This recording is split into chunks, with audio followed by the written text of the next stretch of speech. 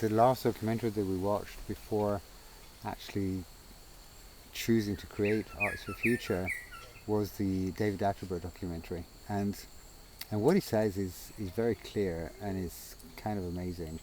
Is that the biggest message that we got in the last couple of decades, I would say, is that the planet is dying.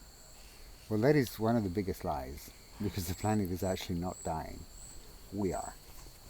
What is actually happening right now in the world is that we're committing mass suicide, and we're destroying the future of our children and their children. That is what's happening. And what I love about the Attenborough documentary, without creating a spoiler for those that have not watched it, is that it starts and ends in a place in the world where mankind had a city that no longer is inhabitable. And we see nature taking over buildings in such a magnificent way. So when I've also seen this video, I think we watched it together as well, and it's how the planet would look like if mankind disappeared all of a sudden. And the change is so fast, it's so rapid, of nature just continuing to grow and just take over, its own space. And we've seen it during this COVID period as well. The first months of COVID, of lockdowns around the world, there were children in China and India that actually saw the blue sky for the first time in their lives. And that was just after a few months. Yeah. And that's just with us staying at home for a few months. Yep. There were dolphins in Sardinia where they hadn't been seen for ages.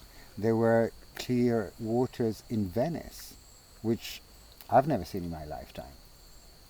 So the change is rapid. So again, it's not a matter of the planet dying. The planet is doing just fine without us interfering too much.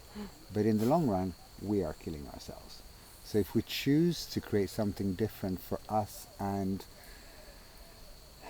our kids and their kids and future generations, without destroying our surroundings, without forcing how nature is actually growing, but actually being one with nature. And that's why the first chapter of Arts for Future was called Personification of Nature, and the message with that chapter was how we don't really understand if it's mankind becoming plants or the other way around, but the message is actually to be more united, to be more one, and not separate ourselves from this magic.